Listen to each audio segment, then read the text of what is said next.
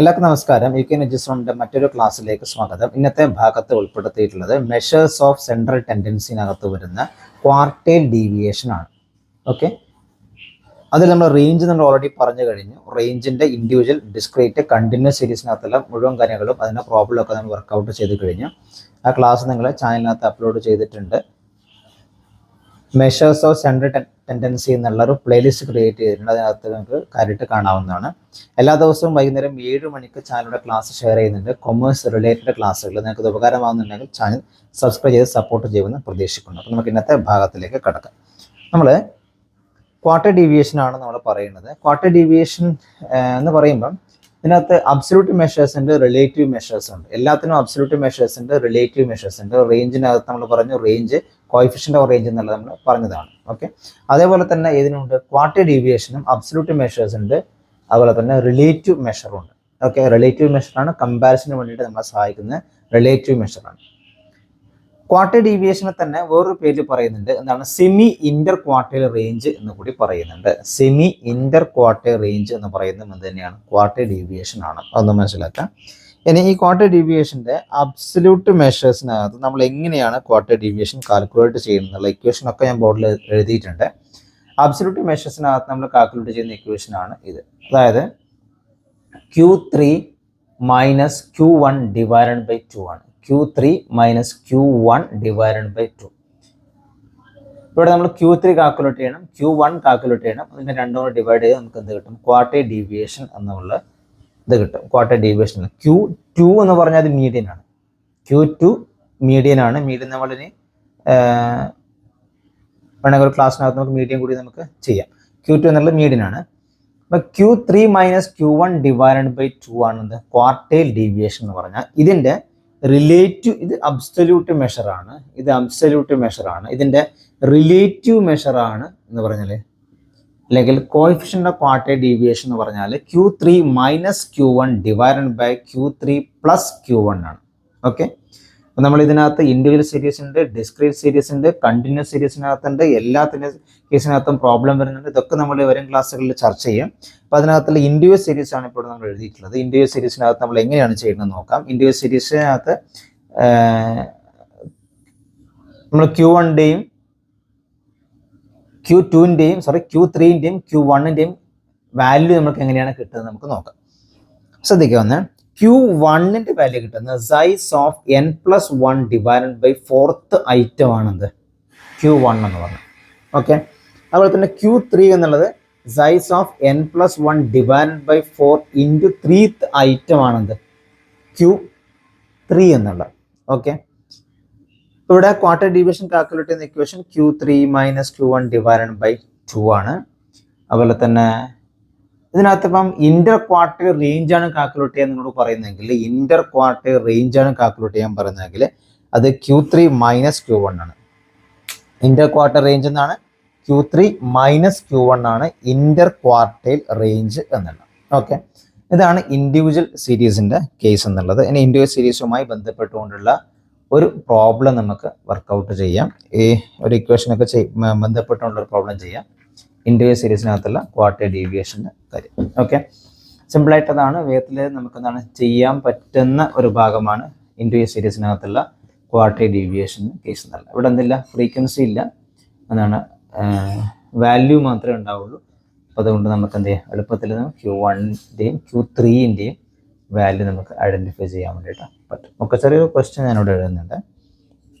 അതായത് 28, 32, then 25, then 42, then 55, then 85, 10, 25, 40, 38, 39. Okay, ഇതാണ് question എന്നുള്ളത്. നേരത്തെ നമ്മൾ പറയാൻ വിട്ടുപോയൊരു സംഭവമുണ്ട്. നമ്മൾ എന്ത് ചെയ്യണം, ഈ ഇൻഡിവിജ്വൽ സീരീസിനകത്ത് നമ്മൾ ക്ലാസ് ഇൻഡിവിജ്വൽ സീരീസിനകത്ത് Q1ൻ്റെയും Q3ൻ്റെയും വാല്യൂ കാൽക്കുലേറ്റ് ചെയ്യണമെന്ന് പറഞ്ഞു.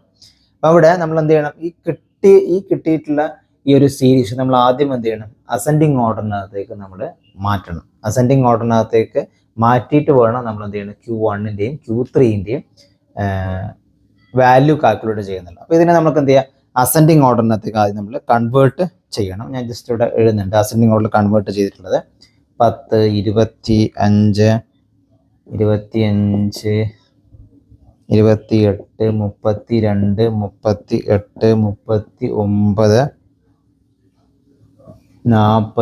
55, 82. ഇത് നമ്മൾ എന്ത് ചെയ്യുന്നു, ഇതിനെ അസെൻഡിങ് ഓർഡറിലേക്ക് ആദ്യം കൺവേർട്ട് ചെയ്തു. അസെൻഡിങ് ഓർഡറിനകത്തേക്ക് എന്ത് ചെയ്ത് കൺവേർട്ട് ചെയ്തു. ഇനിയാണ് നമ്മൾ എന്ത് ചെയ്യുന്നത്, പ്രോബ്ലം നമ്മൾ ചെയ്യണം. അസെൻഡിങ് ഓർഡറിൽ കൺവേർട്ട് ചെയ്തിട്ടില്ല. ഇവിടെയുള്ള എന്നിൻ്റെ എമൗണ്ട് എത്രയാണ്, എത്രയാണ്, N11. ഇവിടെയുള്ള എത്രയാണ്, 11 N എന്നുള്ളത്. ഇനി നമ്മൾ എന്ത് ചെയ്യുന്നു, Q1ൻ്റെ ക്ലാസ് കാൽക്കുലേറ്റ് ചെയ്യുന്നു. Q1ൻ്റെ വാല്യൂ കാൽക്കുലേറ്റ് ചെയ്യുന്നു. Q1ൻ്റെ വാല്യൂ എന്ന് പറഞ്ഞാൽ എത്രയാണ്, N+1 divided by 4th item ആണ്. N+1 divide by 4th item ആണ്. ഇവിടെയുള്ള N നമ്മൾ എത്രയാണ്, 11 N എന്നുള്ളത്.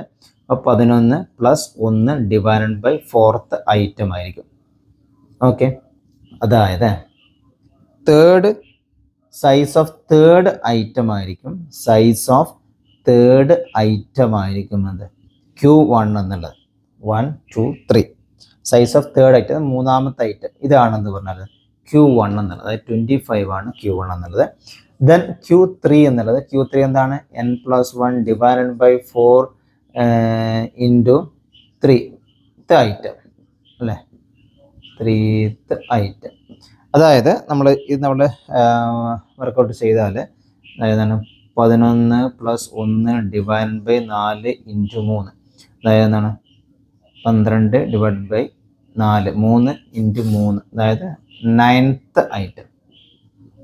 1, 2, 3, 4, 5, 6, 7, 8, 9. 9th ഐറ്റം എന്ന് പറയുമ്പോൾ എത്രയാണ്, 42 ആണിത് Q3ൻ്റെ വാല്യൂ എന്നുള്ളത്.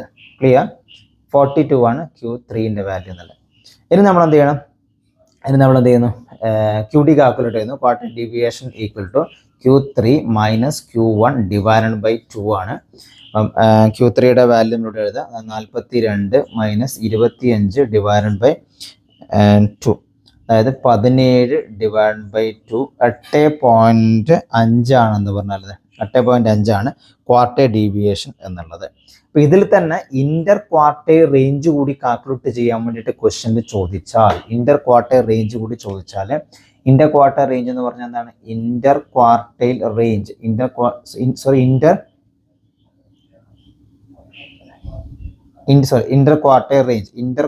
റേഞ്ച് കൂടി ചോദിച്ചാൽ Q3 - Q1 ആണ്. ഇവിടെയുള്ള Q3ൻ്റെ വാല്യൂ എന്ന് പറഞ്ഞാൽ എത്രയാണ്, 42 42 - 25, 42 - 25, അത് 17 ആയിരിക്കും അത് ഇന്റർ ക്വാർട്ടൈൽ റേഞ്ച് എന്നുള്ളത്. ഓക്കെ, അപ്പോൾ നമ്മൾ ഡിസ്കസ് ചെയ്തിട്ടുള്ളത് ക്വാർട്ടൈൽ ഡീവിയേഷൻ്റെ ഇൻഡിവിജ്വൽ സീരീസിനകത്തുള്ള ഒരു ചെറിയൊരു ക്വസ്റ്റ്യൻ ആണ്. ബാക്കി നമുക്ക് അടുത്ത ക്ലാസ്സിനകത്ത് ഡിസ്കസ് ചെയ്യാം. അതിൽ നിങ്ങൾക്ക് എന്തെങ്കിലും ഡൗട്ട് ഉണ്ടെന്നൊക്കെ താഴെ കമൻറ്റായിട്ട് ചോദിക്കാം. Thank you.